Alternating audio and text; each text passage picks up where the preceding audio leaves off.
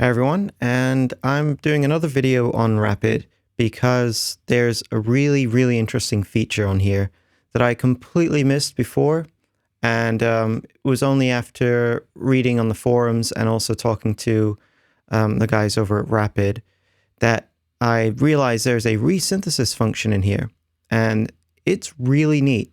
And one of the great things about it is it's so easy to use. So the way it works is I'm going to go up to a library I've created here, and I'm going to go to import, and I'm going to find my file.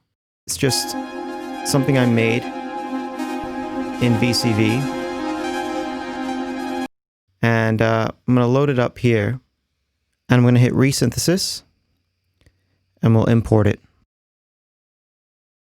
Let's take a listen to what we have now. And because it's got a few different notes in there already, it's going to be a chord when it's resynthesized. So if we take a listen,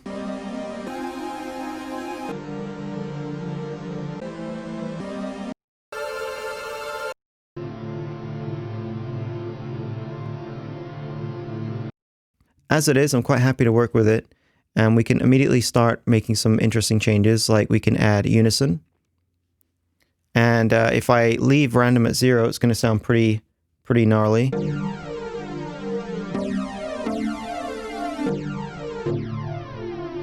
But if we increase random here,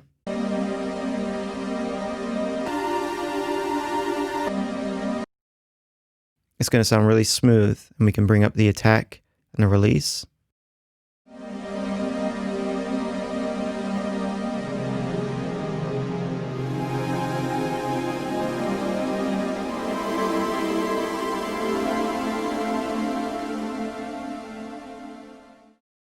We'll filter it a little bit.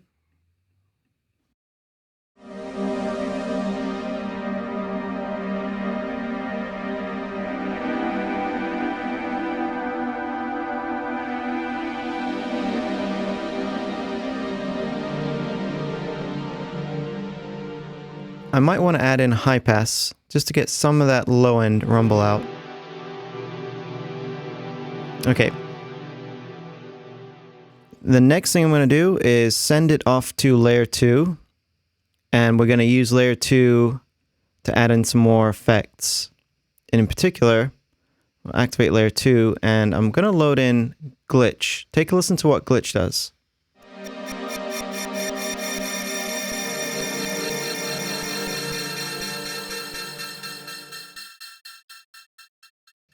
So it's a really cool starting point, because now if we add in reverb and just put it on full whack, we use the space setting, which is one of the new algorithms. Let's take a listen.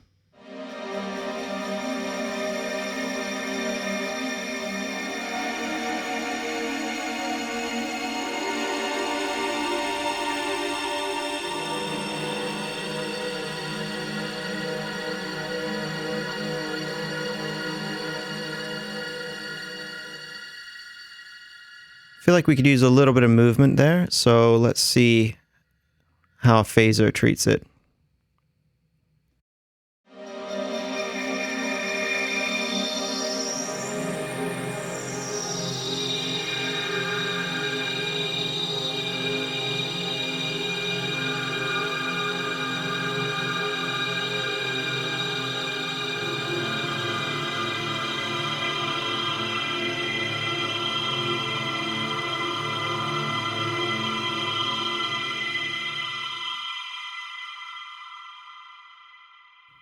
All right, let's deal with some of that high end. It's quite strong, so let's go with filter here, and we'll just bring down the high end a little bit.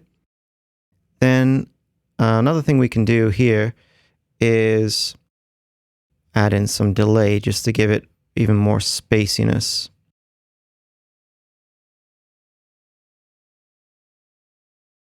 I think we will leave it on this setting. We can actually just do the filtering right here too, but either way, let's see what we've got here. Do a little bit of modulation, put in the cross feedback. Let's take a listen.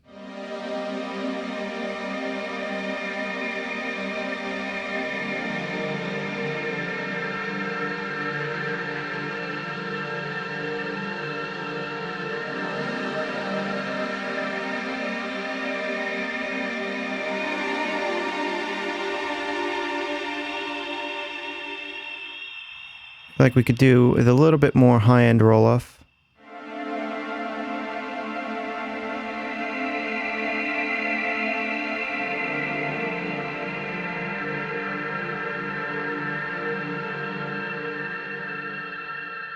And lastly, maybe a bit of transgate.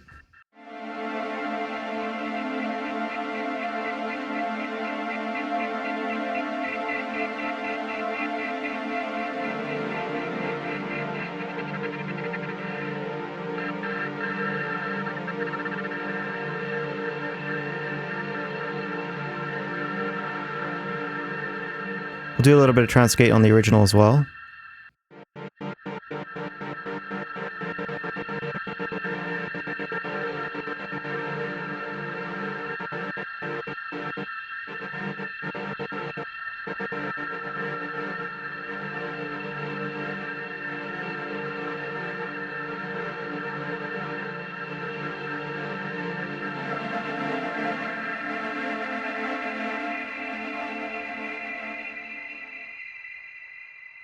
There's still a number of effects we can add to the original, although it's going to be a little bit heavy-handed, but we can take a listen.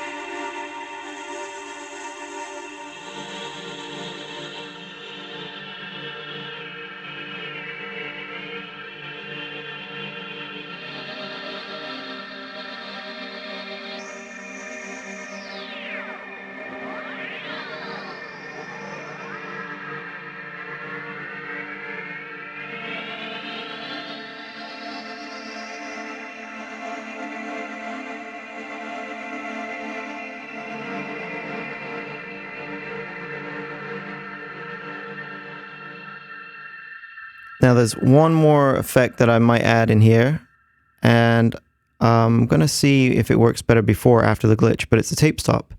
This is pretty interesting, actually. Actually, let me add it to the end just so you can hear what it does.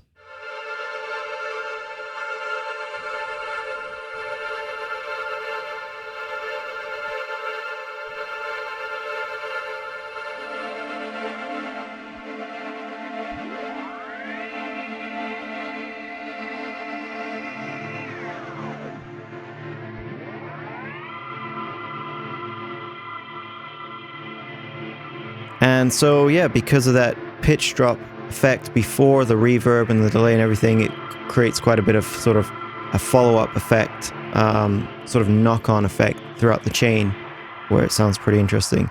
So if we put a little bit of MIDI in here, make it a little bit higher than that.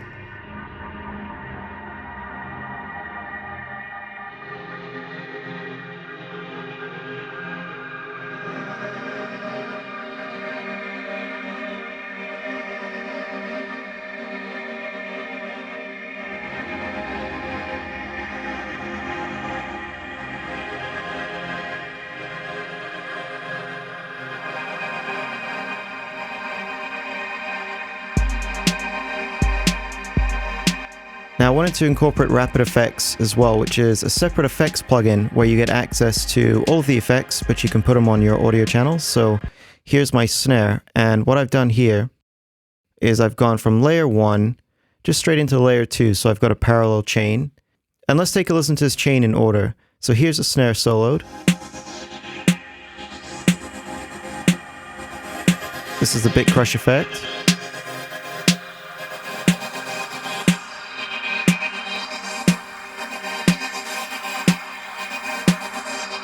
Here's some reverb.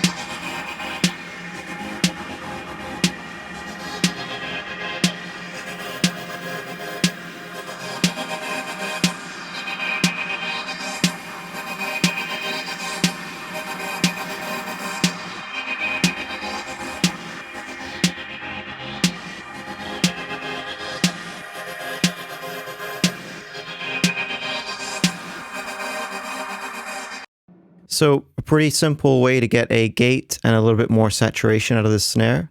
And I also process the kick as well. So here's the kick with the effects, and I'll just add them on one by one.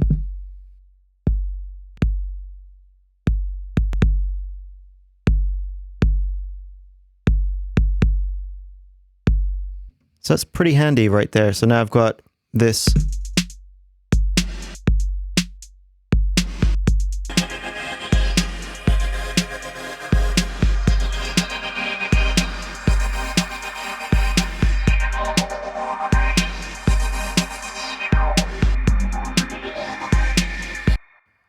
So ReSynthesis is really cool, but I've only shown you one sort of example so far. I want to bring in one more sample, which is quite different from that one. So I'm going to go to my library here. I'm going to go to import.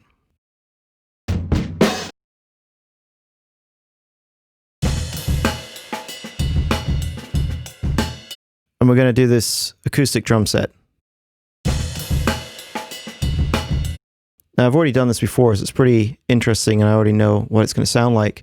It's pretty nifty. If you're into ambient especially, I think you'll get a kick out of what you can do with the ReSynthesis. And I don't want to stress this isn't the first time I've seen ReSynthesis, but this is so easy to use, and it's very easy to manipulate it after the fact as well. But in any case, let's take a listen to the sample.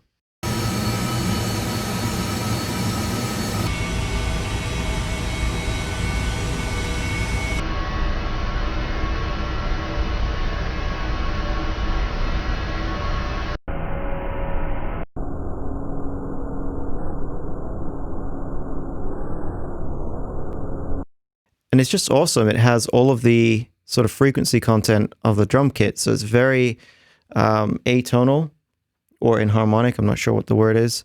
But we can further go on to manipulate it. I'm going to turn it down a little bit. And leaving random at 0, we get this laser sound again.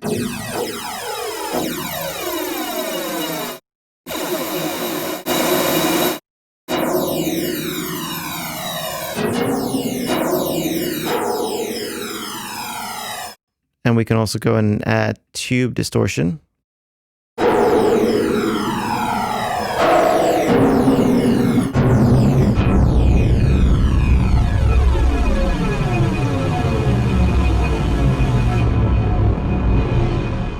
Okay, so if we add this with another layer, we can use it sort of as a backdrop. So let's add this in.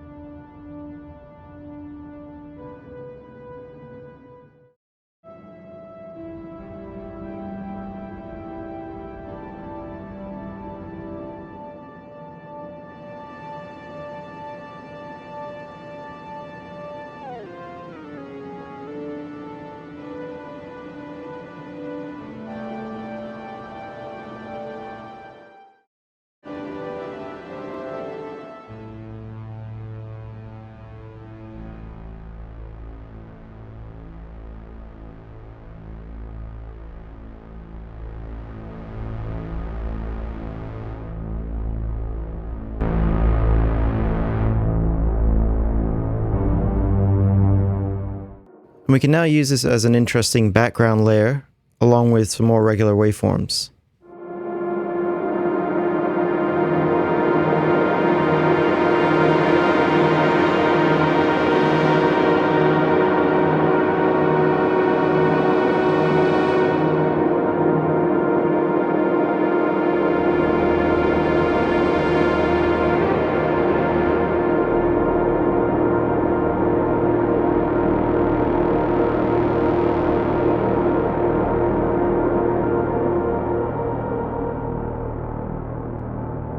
Okay, so the last thing I kind of want to touch on here is how much fun this is, because once you've created a patch, you can just go in and resynthesize something else and get a different result. And I really want to try this with a vocal. So I'm just going to go in and get something simple for the moment from, say, Vila. And let's take one of the ahs or oohs, and that will mean that we've got, just one note to work with.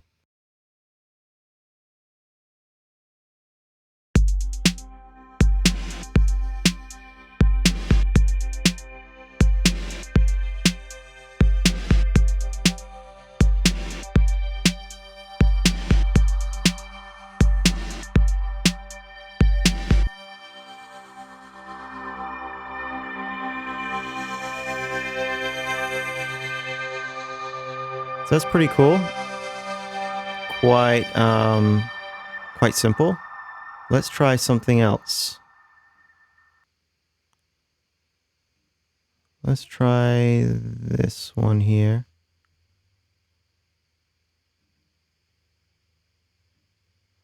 I'm not even listening to what these are. Let's just see what happens.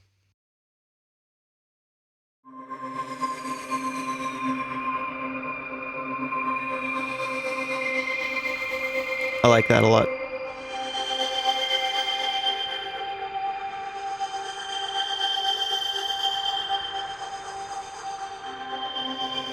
Let's do another one in the other oscillator.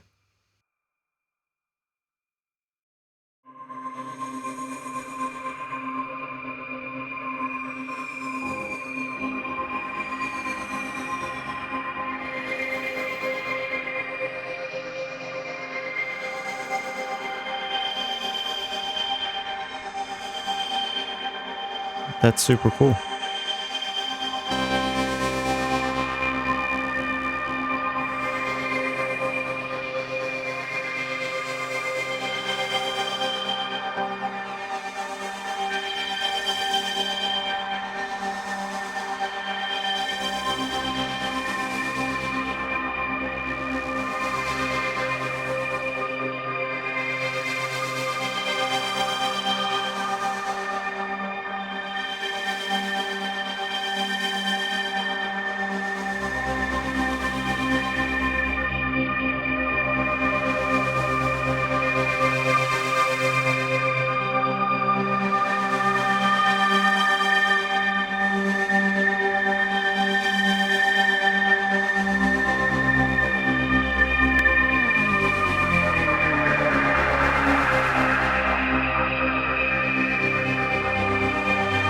Now, believe it or not, we're still somewhat scratching the surface here because we can do keyed ranges for, I think, the different layers.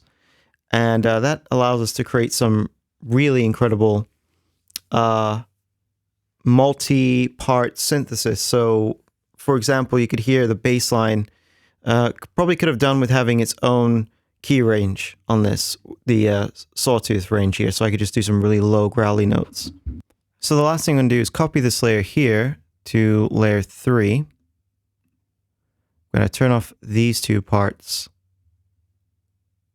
And I'm going to turn off this as well. And let's just hear layer 3.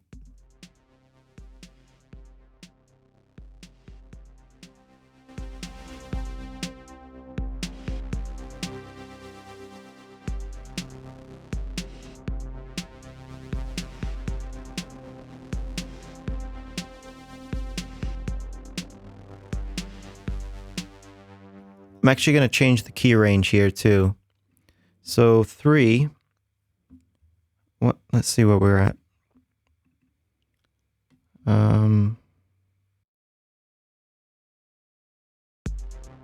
Right here. I only want to go up to, say, maximum. We'll call it G2 max. I don't want to go up any higher than that. That'll do it. And now we can take a listen to creating a bass line that works with this.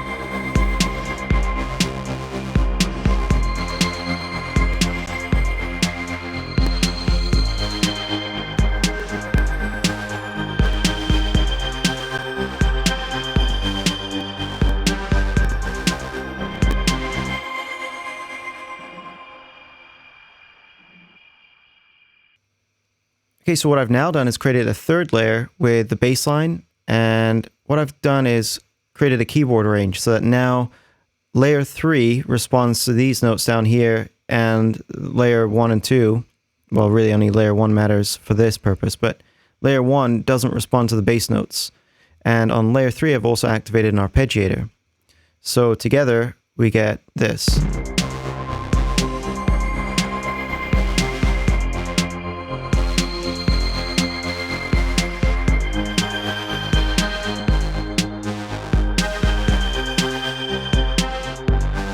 Just as a reminder, Parawave Audio have given me 2 licenses of Rapid to give away.